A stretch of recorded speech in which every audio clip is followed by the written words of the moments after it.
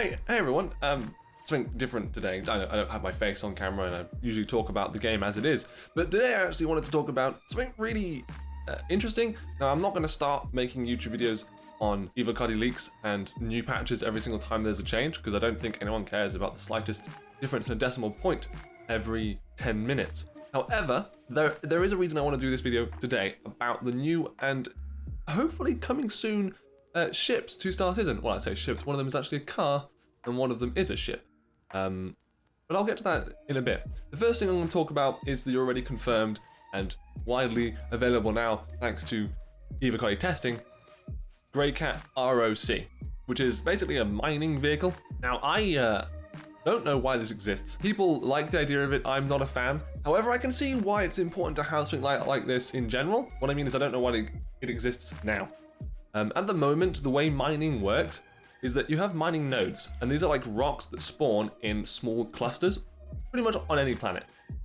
And usually it's more effective to have something like a prospector, which is a single-seater mining ship, because it can fly further, it can space jump, and it can go from, for example, the trading terminals where you'd sell your ores, and then back to the rocks where it wants to continue mining. This has to be taken to and from. And because the amount of rocks in one area is so little at the moment, maybe 3 on average, it sort of makes the idea of bringing one of these in another larger ship doesn't make sense. The game idea I've seen go around is the multiple of these into a ship, maybe also a prospector if your ship also has a hangar, and then fly that ship out to a planet, land, let these roam, let these go out and do their business. My issue with that is that just takes up too much time when you could just get the single-seater prospector in the first place and do all of that. If, however, CIG decides to change how they do mining nodes and they decide to have a lot more clusters in one area, then I can see that being a really viable way of doing things, because you can have that larger ship provide protection with its turrets and large scanners and all that other stuff. At the moment, the R.O.C is, I want to say, a beginner's foot into the door on mining. It's going to be extremely cheap. I hear it's going to be around $50 war bond on the store, which means just like the Ursa, it's going to cost nothing in game. I don't buy small ships like this from the store because they're so cheap to get in game. So I recommend you do the same. Don't buy it with real money, just buy it in game. I'm going to go through the pictures. You've probably already seen some of them already. There are some interesting notes. Obviously, the screenshot of the canopy, that, I believe, is using the new building blocks UI. It looks almost the same, but I think the future of building blocks allows them to make changes faster and without having to go through the whole UI design process all over again. There's a lot of free real estate in this vehicle. It looks like the canopy is almost empty. It's got 4 or 5 screens at the most, and it's just a huge, ginormous, hopefully, protected canopy. I don't want people having to wear heavy armored suits to go in there in case they get shot at. Hoping it at least has some protection. The wheels are pretty fucking awesome. These are probably the coolest wheels I've seen on a vehicle yet. The Ursa Rover is great on its own. It has cool wheels too, but they just don't function. I'm hoping, because this is the latest ground vehicle released by CIG, that this will hopefully include some sort of new suspension system that might actually make it viable to go over rocks, which is something that this would probably have to do, considering it has to mine. Hopefully I don't know. The back of it has a small container. I don't know how much this vehicle can hold. I have no idea if it's going to even be viable to hold a lot of mining material.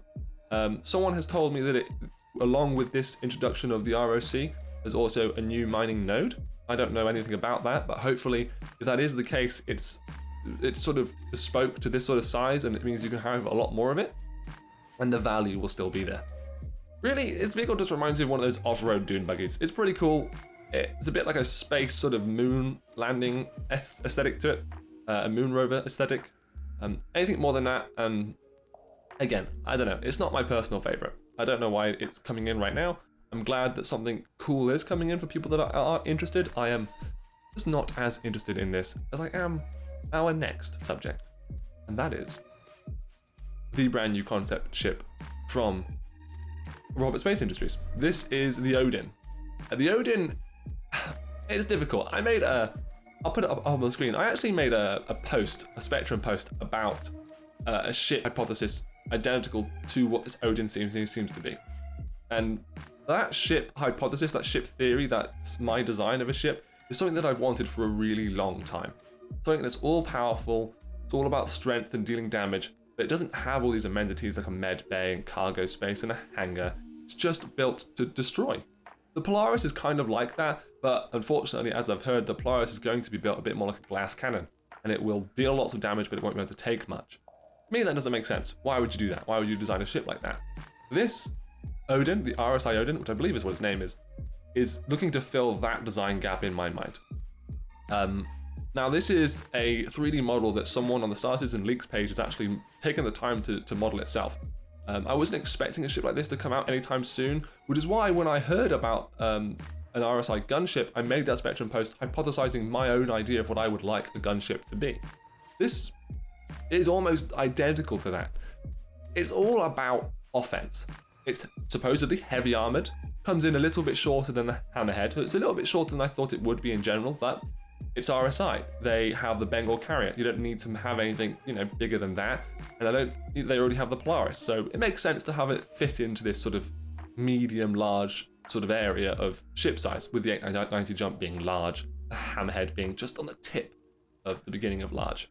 We don't know what size guns this has. I'm gonna say that I theorize the top guns are gonna be size 7.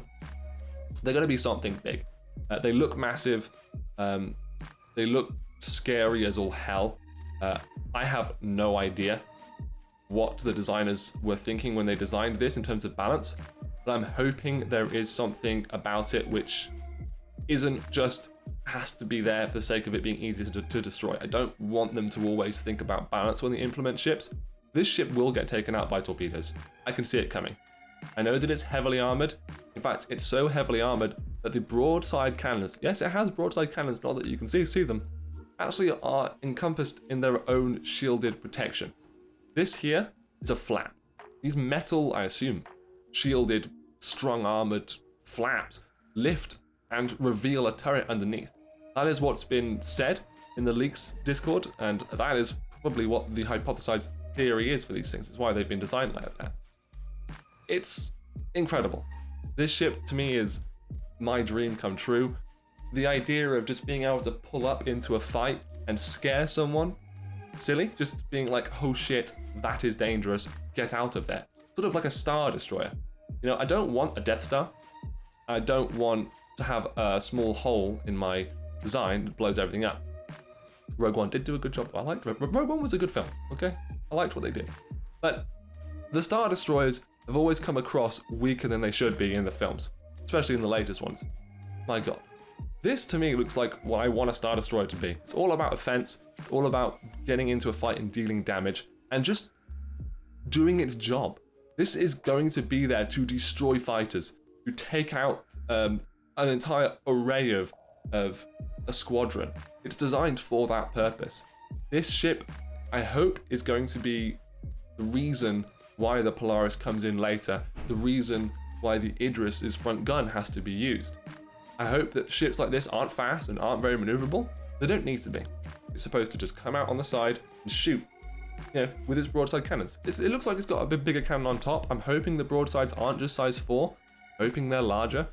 That would make sense. If they are just size 4, I don't know why you wouldn't just use a Hammerhead. But that is the RSI Odin. I didn't really know where to go with the rest of this video. I just wanted to talk about it and talk about why I'm excited. The RSI Odin and the new concept ship. Hopefully it's not too expensive. I'm expecting it to be around $600, $700, so it's quite a lot, especially if you're paying War Bond. I won't be. I will be just upgrading to it, hopefully, if they let me, please, Sig. Hopefully this video doesn't get me in trouble. I'm so excited about the idea of this very ship existing. I think you should be too. I don't think you should be worried about it being overpowered. I don't think it is. We know that torpedoes are in a place right now where they seem to destroy anything. That isn't true. Torpedoes don't one-shot a Carrack. Torpedoes don't one-shot an 890 jump. They don't one-shot a Reclaimer. This ship won't be one-shot by torpedoes. This will be a ship that when someone brings it to a fight, fighters have to flee, and people will have to rethink their strategy. We want that. As they recently said in the latest Star Citizen live video, or Inside Star Citizen video, sorry, they don't want the game to be one method of destroying everything. They want there to be a reason to have multiple avenues of attacking someone and different reasons to use different tools.